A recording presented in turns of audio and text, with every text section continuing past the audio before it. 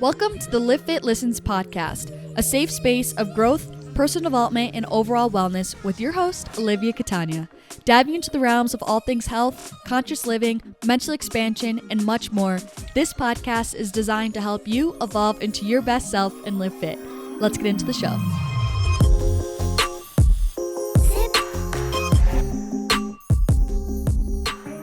Hello, you guys. What's going on? Welcome back to the Livfiit Listens podcast. Today we're on episode 97. Welcome back if you guys are regular listeners, and welcome to the podcast if you're new here. I'm so happy you're here.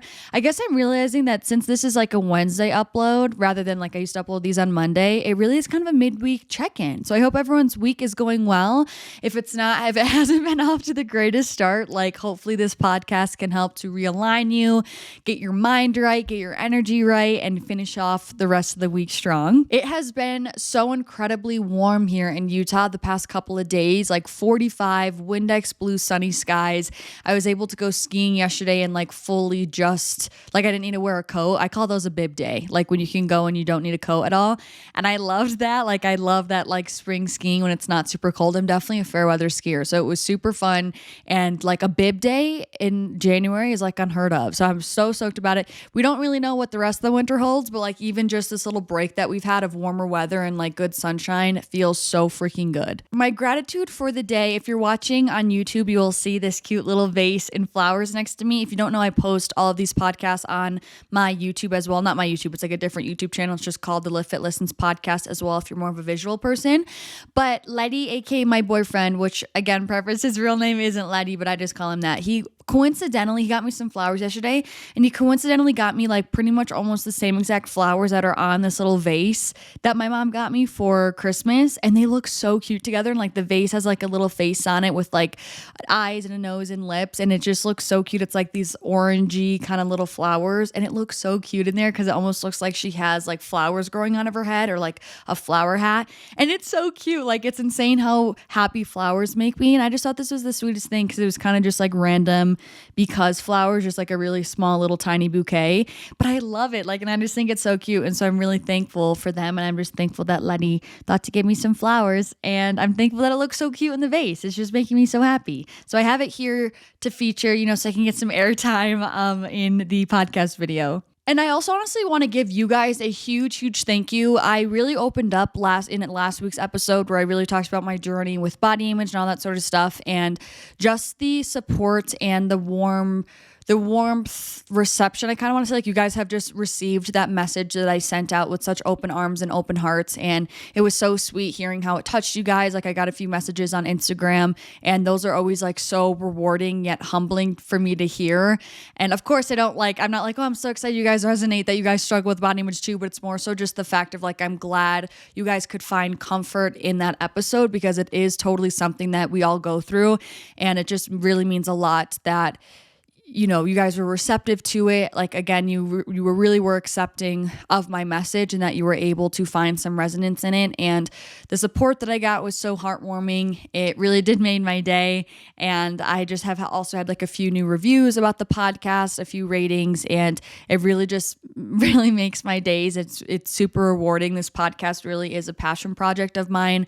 I'm very vulnerable. It's a big, clear window into how my brain actually operates and like big things that I think about. So it just really means a lot to have your guys' support and for you guys to actually hear me and make me feel very seen. And I just am so thankful for this little space, this little corner of the internet, to just really be super open and vulnerable with you guys. So I really just want to say thank you guys so much for all your support with last week's episode and just with this podcast lately. So for this week's episode, I honestly, again, similar to last week, I don't really have a big whopping outline that I have written, because I just kind of wanted to, again, be open with you guys, vulnerable, kind of share where my head's at, because it is something that I'm currently going through and working through right now. And it is basically about the concept of rest.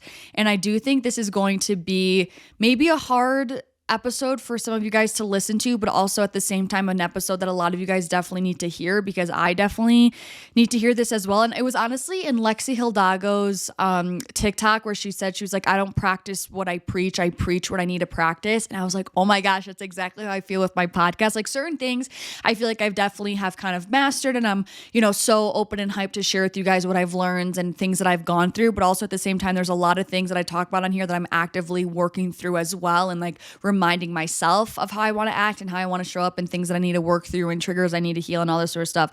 And this is definitely one of them. It's like exactly how I feel. So I know that a lot of us listening as well, because I definitely am a person who preaches, about personal development, self-improvement, betterment. And I still believe in those things through and through, and I stand by them. And I think they're so important in life. And I think it's, it's something I'm always going to be very passionate about. And I think it's a great characteristic, like character trait, to want to constantly, continuously seeking how you can just become a more evolved version of yourself. It's always an ongoing process. It's a journey. And I do think I believe it's something that is so healthy and self-serving. But at the same time, again, too much of anything, even if it's a good thing, can become a bad thing. And so it's also so imperative to know when it is time to allow yourself to rest. Because I think a big thing that I preach about on here, is productivity and what can we continue doing to keep bettering ourselves and keep doing this and keep doing X, Y, Z. But it comes to a point where that can definitely lead to burnout, and it can lead you to a point where it's kind of diminishing returns / it gets to the point where it's such small integral gains, because you're kind of just constantly trying to run yourself in the ground to continue improving, as opposed to taking some time to actually rest. And this is something that I really have been working on, because especially with what I do for work, if you don't know, I do Livfiit full-time content creation. I have this podcast, posting on YouTube twice a week, posting on Instagram, TikTok, doing brand deals, emails, some UGC and things like that. And it's definitely, I never want to come across as ungrateful, because this is my dream job. I don't really think anyone who actually watches me regularly would think that I take this for granted. Like, I love what I do. I'm so passionate about this brand in its entirety, and I truly would not want to be doing anything else. But with that to say, it's still a super time consuming job. Like, I would never say it's a hard job. Like, there's definitely challenging components to it, because there's so many more moving parts to it. You're wearing so many different hats. There's a lot of tangible objective skill that's involved, but also a lot of mental kind of involvement or mental stamina that kind of needs to take place in order to really be consistent in the social media space and feel comfortable to put yourself out there. But the biggest thing, more so than anything, is that it's super time consuming. And I am someone who likes to work regardless. Like, I would say I'm a hardworking person. I'm very driven. I really value having strong work ethic. And so lately, not really lately, it's been like this. I will find myself working a lot. And especially with what I do, when my life is kind of my job and my life is kind of my content, which is my job, it's hard to ever turn it off. And I do think that's one of the most difficult things of social media. And of course, it seems like all fun and games, but when you're doing this for years on end, it's really hard when that line to separate between your work and your real life becomes really blurred. And I honestly had like a very open conversation about this with my brother and with my boyfriend, because it's been very interesting I've never had someone so witness so transparently what my creative process and workflow looks like. And so now having my boyfriend kind of in my daily life and he's seeing how much I'm working, it was more so just kind of like out of care and nurturing, like, hey, like, are you good? Like, are you okay? Like, you're just doing a lot and you're only one person. Because just to kind of give you a glimpse into my life, and I know I don't mean to make this episode all about me in like a therapy session, but I do guarantee there's some people who are in the same lane as me or who are working for themselves, who's in entrepreneurship, that can relate. And so for me, there's times where I'm waking up, I'm finishing editing a video or editing the podcast or starting to film my morning routine or vlog or something, filming a piece of content for Instagram. So I'm like filming my morning, I'm eating, I'm editing some more, I'm posting, then I'm posting on a platform, and then I go to the gym, and then I film myself the whole time I'm working, and then I come home, I need to answer emails, and then, I still need to edit that YouTube video for tomorrow, and then I need a live stream, and then like, it's just like constantly like all day long.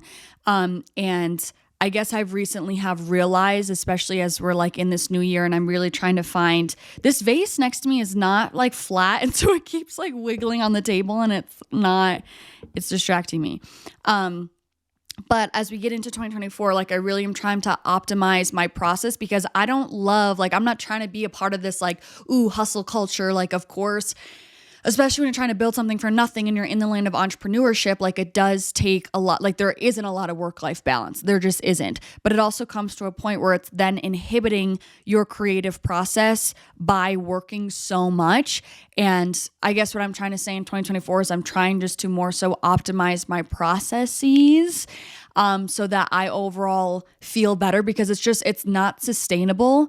And I've been living like this for years. And I'm also wanting to be open about this because sometimes I see other content creators and I'm like, oh, like when they're like filming their day in their life, like they're actually relaxing, from like 6 until they go to bed, when I'm like find myself working sometimes until 10 o'clock at night. Of course, I like stop for dinner, but it's like this ongoing constant rat race, or like this constant hamster wheel where it's just kind of never ending. And usually also like a lot of people in the social media space, they're usually only doing like Instagram and TikTok. And like from my experience, it's way less time consuming than doing 2 YouTube videos a week, plus posting on both of those platforms, sometimes, 3-4 times a day on TikTok, plus doing the podcast once a week. Like I just have been doing a lot, and it's been, I want to say, more so negatively impacting my creative process because I don't ever have time to rest. And so there was kind of a lot of big backstory that maybe some of you can find resonance in, but now kind of getting to my point.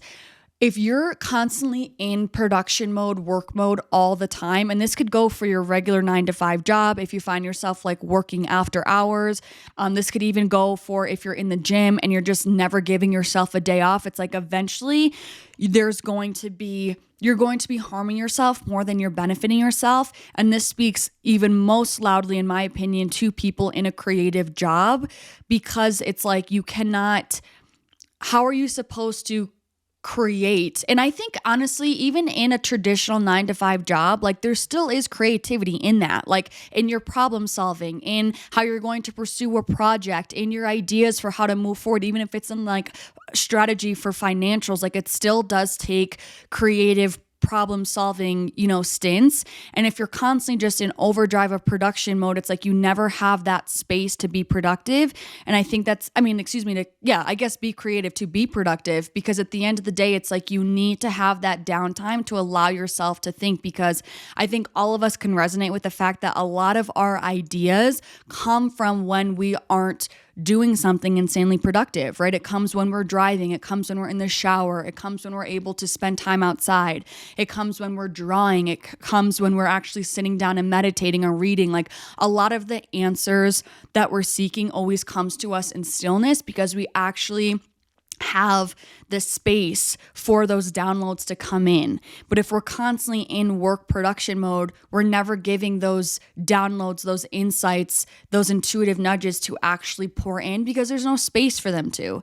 And especially when we're talking in terms of longevity, and especially like in terms of the gym, if you're working out 7 days a week and you're never giving yourself time to rest, you are going to burn yourself out. You're going to run your hormones into the ground. You're going to be overtraining, and you're not going to be able to be in it for the long haul. It's like, of course, that classic example of life truly is a marathon. It's not a sprint. And if you're constantly trying to sprint, whether in the gym, metaphorically, sprinting in your workplace, sprinting in your creative endeavors, you're never going to have that time to think of fresh ideas, pivot when you need to pivot, but more importantly, actually stay in it in the long haul, because you're going to burn yourself out, right? So I know that for a lot of us, it is super hard to allow yourself to rest. I know my dad struggles with this a lot. I have a couple friends who struggle with this a lot, where they're like, I physically can't lay on the couch and like watch something. I get so anxious when I'm not productive.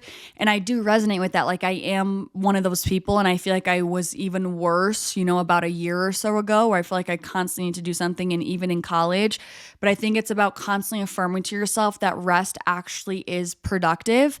And I know it sounds counterintuitive, but it's so true, because you cannot continue to work at the caliber and the bar that you want to be working at if you're never giving yourself the space to actually rest. And, this definitely takes a ton of self-awareness, right? And being painstakingly honest with yourself, because I do think there's also a line. And I think that there's some people who are too far the other way, right? Where they just are kind of like, oh, I need a rest, when that could also be inhibiting their progress, so to speak, because they're not actually on the gas pedal enough. But then there's other people on the other side of the spectrum that is constantly on the gas pedal and they're just like driving recklessly, straight ahead, and they're not even having time to strategize where they're going.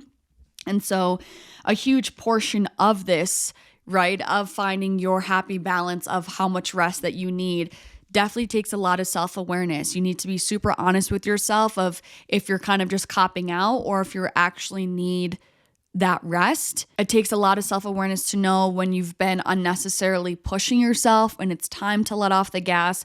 So it's definitely is a delicate dance, and it's definitely not a dance that's going to look the same for everyone. Like what may be my personal work-life balance or what may be my prime rest ratio may look different than you and may look different than my dad, and it doesn't matter. It doesn't have to look like the person next to you. I think it's really coming down to more trial and error and you figuring out and leaning into what feels good and experimenting and seeing how it impacts your workflow, your creativity, all that sort of stuff. And I know for me, speaking from my experience, because I have been really trying to work on this the past few weeks now, I have definitely found myself being more creative and being more productive when I actually am sitting down to work, when I take the time to step away from my work. When I feel like I constantly need to be working all the time, it leads me to being less productive, because it's like, I'm getting tired, I'm getting burnt out, I'm struggling to focus. So it's taking me longer to complete these tasks and I don't get as much done.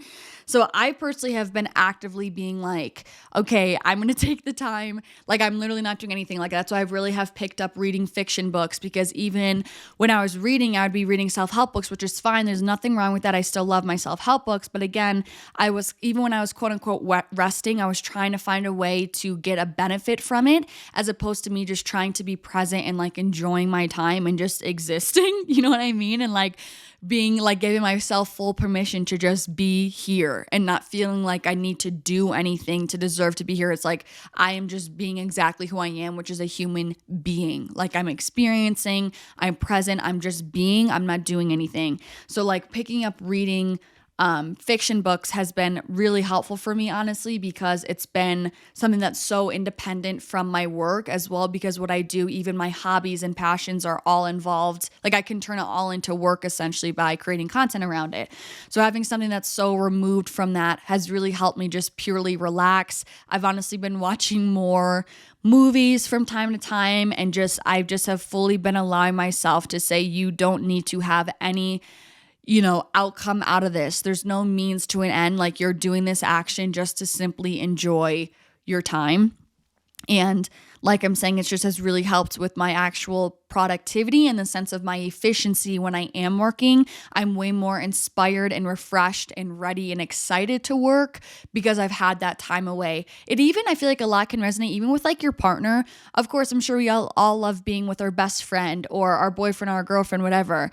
But if you're with them all the time, 24/7, it's like, it just kind of gets like, it kind of gets like a little old. But like when you're apart from each other, you go pursue your own things and you come back to one another. It's like, you're so excited to talk to each other. You miss them. There's more desire there. It's just kind of refreshes the energy in the situation. And I feel like it correlates directly to that in the same of the workplace flow. And I feel like I've been able to get better ideas and specifically more original ideas. And again, this can apply to even if you're working a corporate job, like you can still receive more downloads of how you want to proceed on certain projects and stuff like that and how you want to handle certain scenarios. So by me having more quiet time or doing things simply just to play, like there's no other ulterior motive involved. It's just simply for me to enjoy my time and step away from work. Like it has allowed me to have way more downloads. It's just been so helpful with allowing me to have time to like think of new ideas and thinking of different content styles and thinking of new original things that I want to pursue that are super unique to me because I've had time to actually sit with myself. So I know it sounds also even counterintuitive because I'm like, no, you need to rest and actually do nothing. You don't have to be productive all the time. But by doing that, it's like the exact reason why you're able to be more productive later. And I'm always preaching as well, like rest days in the gym are so important for that same reason. When I was working out 6-7 days a week, my hormones were a wreck. My body was so overworked. I was way overtraining. I honestly hated the way I looked, even though I was working out so freaking hard. Like sometimes truly less is more, and you need to allow yourself the grace and give yourself the permission to recuperate, to retract, so that you can come even harder, even stronger when you do come back. And I think also there's so many amazing lessons in nature, of course. And I think it's the perfect example on more of a longer base scale and how we have seasons. It's not summer all year round. Like there's spring and summer, but then there's also fall and winter where the earth is resting, the trees' leaves are falling. Not everything is in bloom and lush all year round. Like everything needs rest. Everything needs a reset, and it's exactly what is important in our day-to-day life, just on like a quicker cycle of rest and productivity. And I think it's just really important for us to give ourselves the grace and the permission to do so. And if you're struggling to give that to yourself, I hope that I can be that voice for you today to give yourself rest if you need it. Like you deserve it. You are working hard. You are doing the best that you can. And in order to help yourself do your best work, in order to help yourself be your most creative, in order to help yourself be the most innovative, you need to give yourself the time to rest and recuperate and retract so that you can come out blossoming even better. So that's it. That's everything that I have for this episode. I hope I kind of made sense. I feel like I was kind of jumping from topic to topic in this, but I kind of was just spitting out my thoughts because it really is something that I'm wanting to work on, because spreading yourself too thin is not glamorous. It's not fun. And if anything, it almost always inhibits the quality of work that you're doing. And I'm personally really valuing more so now quality over quantity, and not feeling like I need to show up on every single platform all the time, posting all the time of things that I feel like I'm not even super passionate about or feel like is my best work, because I don't even have the time to do anything, you know what I mean, to edit super well or to think of new original ideas. So I just have been really trying to take a step back, pursue other things outside of what is my work, not feeling like I need to document and capture everything, actually giving myself days off from work. And so then I can actually do better and be more creative and be more innovative and be more original and speak more of my truth, because I've had more time for me to ponder, to reflect, for me to imagine things, for me to think of new things. And I also just feel so much better in the process as well. So with all that being said, that's all that I have. And so for my affirmation for this episode, it is I give myself permission to rest so that I can come back stronger. I give myself permission to rest so that I can come back stronger. And really quickly before we go, I just want to offer another quick reminder to those who have kind of been thinking about it, if it's in the back of your brain. I am hosting my all-women's wellness retreat in Bali this coming May 2nd to May 9th. So we're really close. We're only about 3 months out at this point. And I do just want to open up and extend this invitation that I am still accepting bookings. There are limited seats available at this point, but I do still have some spots left. So if you're interested, we are going to be exploring Bali. We have definitive things on the itinerary of doing different waterfall hikes, taking a Balinese cooking class, going snorkeling. But then I also am hosting what I'm going to be calling like wellness workshops. We're going to be doing a group workout of all of us together, where it's going to be more customizable workouts that's going to be able to be applicable to everyone's workout fitness level. And then I'm also going to be hosting meditation workshops, also some journaling workshops. There's just going to be woman circles, journaling prompts that it's going to be available to you every morning. It's just going to be a really amazing reset. It's a way to make new friends, visit a new country, put yourself in new situations, get out of your comfort zone, and also meet yourself deeper and do some soul expansion work and do some healing work. I know that women's retreats are just so life-changing. I've also attended one myself as well, and it was such an impactful, magical experience, and I just am so excited to go through this experience again and share this with the girls that are coming along. So if you have any interest, I will have the trip page. Again, it's always linked down below in the description box and also in the show notes. And I do want to make it very known that the last day to book the retreat is March 13th. So that's when the trip is going to close. close, and it is not going to be available to any new bookings. So it's not like you can book at the end of April and like join super last minute. The deadline, the cutoff to join this retreat if you're interested, is March 13th. I just want to really echo that out to you guys, because I would hate for someone to really, who's thinking of coming, to not be aware of this, then miss their chance to actually come. So again, bookings close March 13th. You cannot book the trip after that point. So really in about a little bit over a month. So that's everything I have for this episode. I really appreciate you guys taking the time to listen. I'm sending you guys so much love. I hope you have a beautiful rest of your week, and hopefully I'll see you in the next episode, which is next Wednesday. Peace out.